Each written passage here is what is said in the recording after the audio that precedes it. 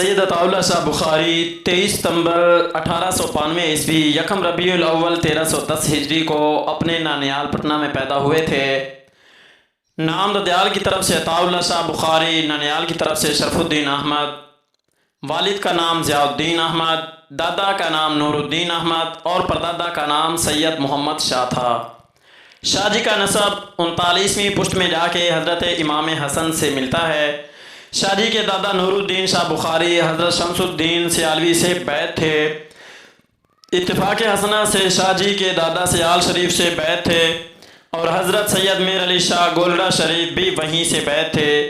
شاہ جی نے اولاً سید میر علی شاہ صاحب سے گولڑا میں بیعت ارشاد کی تھی۔ شاہ جی 4 برس کے تھے کہ والد کا سایہ عاطفت سر سے اٹھ گیا۔ شاہ جی کے والد محترم نے بیٹے کو 9 برس کی عمر تک خود ہی پالا پوسا اور خواجہ عنبر کی مسجد میں اپنے ساتھ سلاتے رہے۔ پھر ان کے والد محترم نے دوسری شادی کی۔ شاہ جی کسی بھی روایتی مدرسے کے فارغ التحصیل نہ تھے۔ ابتدائی تعلیم کے حصول کے بعد امرتسر آ گئے، جہاں مفتی غلام مصطفیٰ قاسمی سے صرف و نحو و فقہ کی تعلیم حاصل کی۔ 1915 میں پیر سید میر علی شاہ آف گولڑا شریف کے ہاتھ پر بیعت کی۔ پہلے تحریک کی خلافت کے مخالف تھے، مگر پھر سید داؤد غزنوی کے دلائل سے قائل ہو کر اس تحریک کے حامی بن گئے، جس میں ان کی خطابت نے جان ڈال دی۔ 1921 میں انہیں گرفتار کر لیا گیا۔ مارچ 1930 میں لاہور میں ایک جلسے میں علامہ سید انور شاہ کشمیری نے انہیں امیر شریعت کا خطاب دیا اور آپ کے ہاتھ پر ہزاروں افراد کے ہمراہ بیعت جہاد کی۔ آپ نے تحفظ ختم نبوت کی تحریک میں بھی فعال حصہ لیا۔ 1931 عیسوی میں مجلس احرار الاسلام قائم ہوئی تو اس میں شامل ہو گئے۔ سید عطا اللہ شاہ بخاری تحریک پاکستان کے مخالفین میں شامل تھے، مگر قیام پاکستان کے بعد انہوں نے یہ مخالفت ترک کر دی۔ آپ شاعری میں ندیم تخلص کرتے تھے اور آپ کے مجموعہ کلام سواطع الاجہام کے نام سے شائع ہو چکا ہے۔ 21 اگست 1961 ملتان میں شام 6 بجے واصل بحق ہو گئے اور ملتان میں ہی آسودہ خاک ہوئے۔ سید عطا اللہ شاہ بخاری ملتان میں قبرستان جلال باقری باغ لنگے خان میں آسودہ خاک ہیں۔ بخاری ایک عالم بعمل، بے باک و نڈر اور محبت رسول صلی اللہ علیہ وسلم کی دولت سے مالا مال ایک خوبصورت شخصیت کے مالک تھے۔ شاہ جی بلا شبہ بر صغیر پاک و ہند کے سب سے بڑے خطیب تھے۔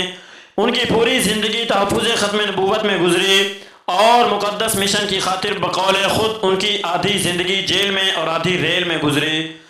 بخاری سے کہا گیا، شاہ جی اپنی سوانح عمری ہی لکھیے۔ کس کے لیے؟ ہمارے لیے۔ آخر 30-32 برس تم لوگوں میں چکر ہی مارتا رہا ہوں، اس سے تم نے کیا حاصل کیا جو اب چند اوراق کی کہانی سے حاصل کر لو گے؟ اچھا اپنے لیے لکھیے۔ میں لکھی لکھائی کہانی ہوں، اپنے تئیں ہر روز پڑھ لیتا ہوں۔ بہرحال شاہ جی اس طرح ایک تاریخ ہو جائے گی، پھر وہی تاریخ کیا؟ پہلے لوگوں نے تاریخ سے کون سا سبق سیکھ لیا ہے کہ اب اپنی زندگی لکھنے بیٹھوں؟ شاہ جی یہ زبان کا نہیں قلم کا زمانہ ہے۔ ٹھیک ہے بھائی، لیکن لکھوں کیا؟ کچھ تو کہیے کہ زمانہ گوش بر آواز ہے۔ خوب آخر صحافی ہونا، قلم اٹھایا، صفوں کے صفحے سیاہ کر ڈالے۔ زندگی ماں سوانے ہی نہیں ہوتے، کچھ اور چیزیں بھی ہوتی ہیں۔ آج سے چوتھائی صدی بیشتر ایک سفر شروع کیا تھا، تب بے شمار لوگ شریک راہ تھے۔ ہر پڑاؤ پر قافلہ گھٹتا ہی رہا، حتیٰ کہ کچھ دوست راستہ بدل گئے، کچھ اپنے ہی تعاقب میں پیچھے لوٹ گئے، اکثر بچھڑ گئے اور بیشتر بچھڑ گئے۔ اس سارے سفر کا حاصل ہے لگاتار 44 برس لوگوں کو قرآن سنایا۔ پہاڑوں کو سناتا تو عجب نہ تھا کہ ان کی سنگینی کے دل چھوٹ جاتے، غاروں سے ہم کلام ہوتا تو جھوم اٹھتے، چٹانوں کو جھنجھوڑتا تو چلنے لگتی، سمندروں سے مخاطب ہوتا تو ہمیشہ کے لیے طوفان درکنار ہو جاتے، درختوں کو پکارتا تو دوڑنے لگتے، کنکریوں سے کہتا تو وہ لبیک کہہ اٹھتی، سر سے گویا ہوتا وہ صبا ہو جاتی، دھرتی کو سناتا تو اس کے سینے میں بڑے شگاف پڑ جاتے، جنگل لہلہانے لگتے، صحرا سرسبز ہو جاتے۔ افسوس میں نے ان لوگوں میں معروفات کا بیج بویا جن کی زمینیں ہمیشہ کے لیے بنجر ہو چکی تھیں، جن کے ضمیر قتل ہو چکے تھے، جن کے ہاں دل و دماغ کا قحط تھا۔ جن کی پستیاں انتہائی خطرناک تھیں، جو برف کی طرح ٹھنڈے تھے، جن میں ٹھہرنا المناک اور جن سے گزر جانا دردناک تھا، جن کے سب سے بڑے معبود کا نام طاقت تھا اور جو صرف طاقت کی پوجا کرتے تھے۔ 1300 برس کی تاریخ انہی حادثوں کی کہانی ہے۔ انہیں چھچھورے، ناسمجھ، نازک اور متحرک جانوروں کو دیکھ کر زرتشت نے کہا تھا کہ اس کا آنسوؤں اور گیتوں کی طرف میلان ہوتا ہے۔ یہاں امراء دوزخ کے کتے اور سیاستدان کھٹی کے ہیں، ان کے ساتھ نٹ اور ان کے پیچھے لاشیں چلتی ہیں۔ ان کی واحد خوبی یہ ہے کہ ہر نیکی اور برائی کی زبان میں جھوٹ بولتے ہیں۔ میاں بابو ڈھونڈ سکتے ہو تو ان افکار میں میری سوانح عمری کی بنیادیں ڈھونڈ لو۔ نہ ستائش کی تمنا، نہ صلے کی پرواہ، کانوں میں گونجتے ہیں بخاری کے زمزمے، بلبل چہک رہا ہے ریاض رسول میں۔ بخاری ایک نام، ایک نسب، ایک عہد، ایک صوفی، ایک درویش، فصاحت و بلاغت میں آج کے دور کے ابو موسیٰ اشعری۔ حق بات کہوں تو آل داؤد کی یہ بھی نغمگی عطا کیے گئے تھے، جن کی بلند آواز کاٹ دار جملے برمحل برجستگی جوں رود دجلہ کا کنارہ جس کے آگے پل باندھنا سورج کو انگلی کے مترادف تھا۔ آپ فرماتے تھے کہ میری آدھی عمر جیل میں گزری، آدھی عمر ریل میں۔ نبوت کے برگ و بار کو خاکستر کرنے والے قادیانی، انگریز سامراج کے ایوانوں کو متزلزل کرنے والے، سحر خطابت اور عمل پہم سے ایمان کی روشنی پھیلانے والے مرد حق آگاہ حضرت امیر شریعت 1950 میں ختم نبوت کی حفاظت کے متعلق تقریر کرتے ہوئے فتنے کے خلاف نعرہ مستانہ مار کر ممبر پہ چڑھے تو بولے، ختم نبوت کی حفاظت میرا جز ایمان ہے۔ جو شخص بھی اس ردا کو چوری کرے گا، جی نہیں چوری کا حوصلہ کرے گا، میں اس کے گریبان کی دھجیاں بکھیر دوں گا۔ میں محمد کے سوا کسی کا نہیں، نہ اپنا نہ پرایا، میں انہی کا ہوں، وہی میرے ہیں، جن کے حسن و جمال کو خوب رب کعبہ نے قسمیں کھا کر آراستہ کیا ہو۔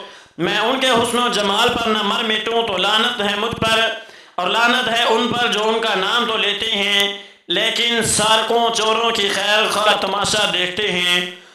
مظفر گڑھ میں شادی کا جلسہ منعقد ہوا، پنڈال سجا، آپ آئے، ساتھ میں اپنا نشان ٹوکا ساتھ رکھا تھا۔ تقریر کا آغاز کیا مگر پولیس نے دھر لیا۔ ایک عرصے بعد جوں رہا ہوئے سیدھا اسی پنڈال پہ پہنچے، ویسا ہی جمع غفیر تھا۔ سٹیج پہ چڑھے، ٹوکا لہرایا اور بولے، ہاں تو میں کہہ رہا تھا، یعنی ایسا لا متزلزل شخص کہ جہاں تقریر چھوٹی وہیں سے آ کر شروع کی۔ لاہور میں ہجوم سے مخاطب ہوئے تو کہنے لگے، مسلمین ختم نبوت کے عقیدے کو یوں سمجھو جیسے یہ ایک مرکز دائرہ ہے جس کے چاروں طرف توحید، رسالت، قیامت، ملائکہ کا وجود، صف سماوی کی صداقت، قرآن کریم کی حقانیت و ابدیت، عالم قبر و برزخ، یوم النشور و یوم الحساب گردش کرتے ہیں۔ اگر یہ اپنی جگہ سے ہل جائے تو سارا نظام درہم برہم ہو جائے گا، دین نہیں بچے گا۔ بات سمجھ میں آئی؟ مزید سمجھیے، جس طرح روشنی کی تمام مراتب عالم اسباب میں آفتاب پر ختم ہو جاتے ہیں، اسی طرح نبوت اور رسالت کے تمام مراتب و کمالات کا سلسلہ بھی آپ علیہ السلام کے وجود مسعود پر ختم ہو جاتا ہے۔ آپ کی نبوت اور رسالت و مہر وہ مہر درخشاں ہے جس کے طلوع کے بعد اب کسی روشنی کی مطلق ضرورت نہیں رہی، سب روشنیاں اسی نور اعظم میں مدغم ہو گئی ہیں۔ جب بھی تو مخبر صادق نے فرمایا تھا کہ اگر آج موسیٰ اس دنیا میں زندہ ہوتے تو انہیں بھی بجز میرے اتباع کے چارہ کار نہ ہوتا، اور حضرت عیسیٰ جو آخر زمانہ میں تشریف لائیں گے تو نبی کی حیثیت سے نہیں بلکہ ابو بکر و عمر کی طرح امتی اور خلیفہ کی حیثیت سے۔ حکومت کو یاد رکھنا چاہیے کہ جو شخص بھی ختم نبوت کے تخت کی طرف میلی آنکھ سے دیکھے گا، ہم اس پر قہر الہی اور صدیق اکبر کا انتقام بن کر ٹوٹ پڑیں گے۔ راولپنڈی میں جلسہ عام سے خطاب کرتے ہوئے کہنے لگے، اللہ بیٹوں کو بھی سلامت رکھے، مگر بیٹی سے مجھے محبت بہت ہے۔ اس نے کئی بار مجھے کہا، ابا جی اب تو اپنے حال پہ رحم کریں، آپ کو چین کیوں نہیں آتا؟ کیا آپ سفر کے قابل ہیں؟ چلنے پھرنے کی طاقت آپ میں نہیں رہی، کھانا پینا آپ کا نہیں رہا، یہ آپ کا حال ہے، کیا کر رہے ہیں آپ؟ میں نے کہا تم نے میری دکھتی رگ پکڑی ہے، میں تمہیں کس طرح سمجھاؤں بیٹا، تم بہت خوش ہوگی اگر میں چارپائی پر مروں، میں تو چاہتا ہوں کہ کسی کے گلے پڑ کے مروں، تم اس بات پہ راضی نہیں کہ میں باہر نکلوں میدان میں اور یہ کہتا ہوا مر جاؤں لا نبی بعد محمد اما بعد۔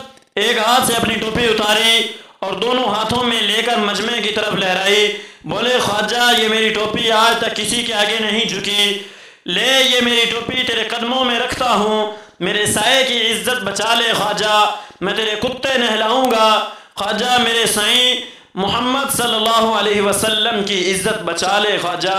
1953 میں فسادات ہوئے تو کہا میں قیامت کے دن آپ علیہ السلام کی بارگاہ میں حاضر ہو کر دست بستہ عرض کروں گا کہ یا رسول اللہ میرے ماں باپ آپ پر قربان ہوں، جھوٹے مدعی نبوت مسلمہ کذاب کے خلاف جنگ یمامہ میں شہید ہونے والے خوش نصیبوں کا مقصد صرف اور صرف آپ کی ختم نبوت کا تحفظ تھا۔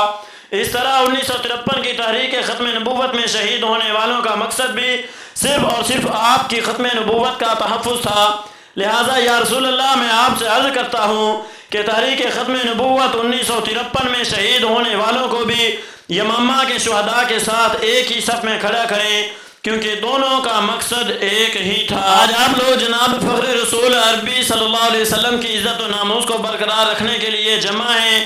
آج اس جلیل القدر ہستی کا وجود معرض خطر میں ہے، جس کی دی ہوئی عزت پر تمام موجودات کو ناز ہے۔ یاد رکھو جس روز موت آئے گی پیام حیات لے کر آئے گی، اگر کچھ پاس رسالت صلی اللہ علیہ وسلم ہے تو ناموس رسالت صلی اللہ علیہ وسلم کی حفاظت کرو۔